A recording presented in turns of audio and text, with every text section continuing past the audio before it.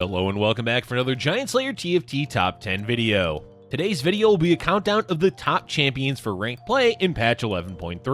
The meta has gone gold with 3 stars being hit every which way, but we're not going to only focus on the common 3-star champions. We'll also be covering 4-cost carries, frontline units, and utility champions as they're all an important part of the current meta. With that said, let's go ahead and get started. But before we begin, please don't forget to click the links in our description. Give your support to everyone who helped make this video happen. We host many TFT tournaments with plenty of exciting content to come. Be sure to also follow our Giant Slayer TFT social media pages. Alright, let's get back to the video. Starting off our top 10 list, we have Yasuo coming in as the number 10 champion. As usual, this spot could go to a lot of different champions, especially in a meta that favors 3-starring 1-cost units. But the honors go to Yasuo mainly due to Duelist being one of the best compositions in the game currently. Kalista, Jax, and even Fiora are all viable options to 3-star, but none of them are quite as iconic as Yasuo is. What makes Yasuo stand out above the other duelists is his early game survivability and damage, even without items. Give him items and he can easily carry you through stage 2 and 3 just as a 2-star unit. After that point, you're usually going to have to hit the 3-star power spike, which can help transition you from level 5 to level 8. Of course, to play Duelist, you don't need to hit a Yasuo Chosen or even 3-star him, which is why he's only coming in at number 10. But having those things does make the flow of the game much smoother when running Duelists, which is why Yasuo earns a spot on the list. Coming in at number 9, we have another reroll champion, Zed. What a surprise that we're in a reroll meta and Zed's up being one of the top champions. And what's even better is that Zed is played with Spirit, which was a composition that plagued the meta during the original set 4. It's almost as if we've stepped back in time. But there are differences for Zed in 4.5 that make him far more balanced than he was previously. Notably is the lack of shade, which is a big reason for Zed's dominance as he was difficult to kill with the aggro drop that the trait provided. Fortunately, Slayer is a lot easier to play around and has opened up the door for actual counterplay against Zed, which is what keeps him in check. Spirit was also nerfed, which lowered the value of running a Zed Spirit composition in 11.3. That said, he's still easily the best 2-cost carry in the game and one of the few that you're going to bother even 3-starring. Slayer does a lot to add value with increased damage and providing lifesteal, while Ninja tacks on even more damage. If you manage to hit Zed 3, the chances of top 4ing are quite high, which is great in a meta where being consistent is difficult. Up next, we have Morgana coming in as the number 8 champion. Morgana is a pleasant surprise for the current meta as she's neither a main carry nor the type of champion that you're going to try and 3-star. What she does bring is a solid frontline and utility. Besides her ability, she also has the Siphoner trait, which is a top splash trait in the current meta and 4.5 as a whole. Honestly, it was a bit of a toss-up between Morgana and Swain for this spot as they both serve somewhat similar roles. They're used as frontline, deal AoE damage, and can heal and provide Siphoner.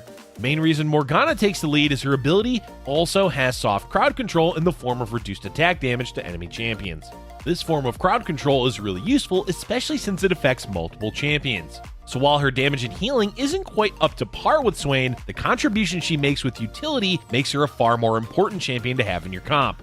In addition to that, she's much easier to find as a 4-cost champion, whereas Swain, you usually have to high roll to 2-star. Overall, the main downside to Morgana is that you're not always going to be running a composition that can easily fit in Siphoner, and the fact that Enlighten is fairly lackluster. As usual, we find Kindred in our top 10 as they come in at the number 7 champion on the list. What more could you want from a 3-cost champion like Kindred? Good damage, both traits fit into the meta, and a low cost so you can run them as early as stage 2.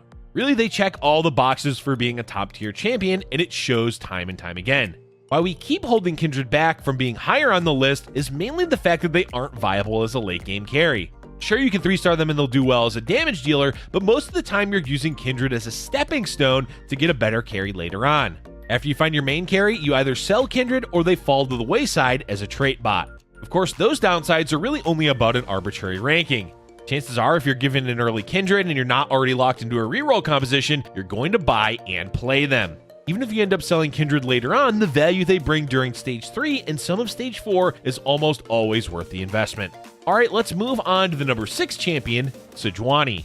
This is the part of the list where we give a spot to one of the better performing Vanguards for the current meta.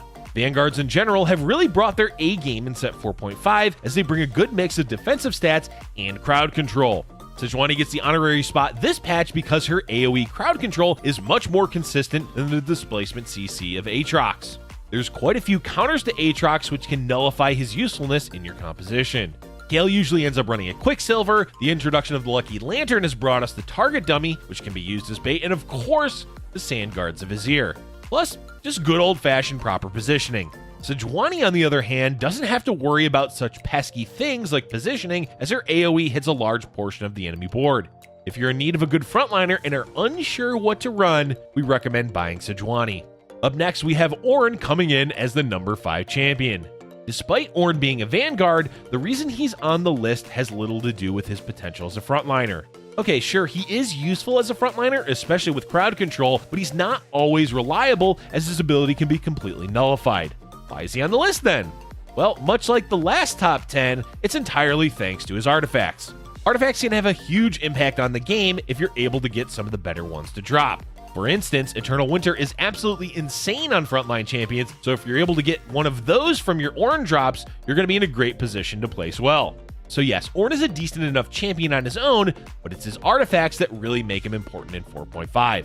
Moving along, we have Olaf as the number 4 champion. Slayer in general is doing well in the meta. You have the option to play Zed, Olaf, or even Samira as your main carry. Zed we've already talked about, and Samira we'll touch on a little bit later, so let's focus on Olaf. Olaf can do a lot of damage, like a lot. But he does need items like Deathblade or Runin's Hurricane to really bring the hurt, so he's not the most reliable of carries to play for. But in those games where you have the right items for him, he makes for an excellent alternative to running either Kale or a reroll composition. If you do want to try out Olaf, we recommend playing him in games where players are running really clumped up compositions like Elderwoods. Making use of his cleave is one of the best ways to top 4 with Olaf. Since we already mentioned her, let's go ahead and talk about the champion coming in at number 3, Samira. With the meta being focused so heavily on rerolling and hitting early Kales, it can be difficult to make use of 5-cost champions. Ornn is an exception since he's tossed in to make artifacts, but for all the other 5-cost champions, it can easily be costly to try and run them in your comp.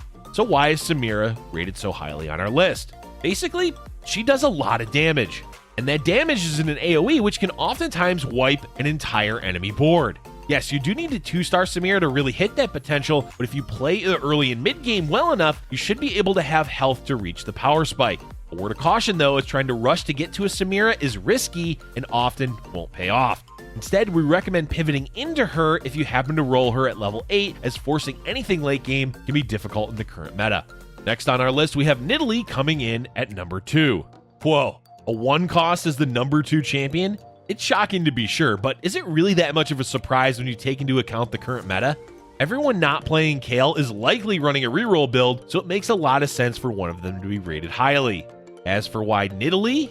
Well, it's really the damage she can deal that makes her so good. And by damage, we mean the fact that she can one-shot practically any champion in the game with Jeweled Gauntlet. When she throws her spear and it hits a unit far enough away, and if the critical hit procs, it's almost a guarantee that that champion is dead. Of course, Warlords in general are also doing quite well in the meta, which does up the value of running Nidalee. Even if you don't end up 3-starring her, she does well enough during Stage 2 and some of Stage 3 as a carry until you hit a Katarina. But at the end of the day, we're giving Nidalee the number 2 spot because of her insane damage when 3-starred. And the champion coming in at number 1 is Kale. We could very well switch Kale and Nidalee for this spot on the list because both of them really define the current meta. On one end, you have all the reroll players trying to hit 3-star champions, and on the other end, you have multiple players trying to hit a Kale too. What gives Kale the edge is that you can flex into her, whereas Nidalee, you're either playing her right at the start of the game or not at all. That minor distinction does make a big difference, as being able to pivot into Kale means that you can always pivot into a different composition. Flexible play is usually one of the strongest ways to play the game, and Kale helps facilitate that. Kale's strengths mainly lie in how good her traits are for her, plus items. Much like set 3 Kale, she's all about scaling in a teamfight, and Divine, Executioners, and the right items like Rageblade bring out the best aspects of her. Kale is all around one of the best non-reroll carries in the meta. That's it for our top 10 champions for patch 11.3, but before we go, we've got a few honorable mentions to quickly talk about. First up, we have Nasus. Nasus is another one of the many reroll champions in the meta. We're giving him a shout out because of how well Siphoner and Divine work together. Divine provides a lot of damage reduction while Siphoner heals Nasus up, which makes for a really potent combo, especially when combined with items like Jeweled Gauntlet and Titan's Resolve. Next, let's talk about Katarina. While Warlords are doing really well in the meta, it's hard to justify placing a 3-cost champion in the top 10 list that relies on being 3-starred to carry. Unlike 1 or 2-cost units, it's not easy to consistently 3-star them. That said, Katarina 3 with 6 Warlords is easily one of the best compositions for patch 11.3. And our last honorable mention is Aurelion Sol. We didn't want to end the list without talking about Aurelion, as he's still a really powerful carry. The issue is, by the time you get him with Elderwoods, you may already be in a precarious position. Aurelion needs to be 2-starred, have 3 mages with good items and a frontline to truly carry, and that can be difficult to hit with the meta being somewhat fast-paced. Still, he's really good in the right circumstances, so don't ignore this dragon if you're given the opportunity to play him. And that's all we have for you for today, folks. There's such an emphasis on 3-starring champions in the current meta, we could probably make a whole list dedicated to just those champs. But we wanted to give a broader perspective on the meta. Let us know in the comment section below whether you're enjoying the reroll meta or not. Thank you for watching, and if you're enjoying our content, please be sure to hit the like button and subscribe for future Giant Slayer TFT videos.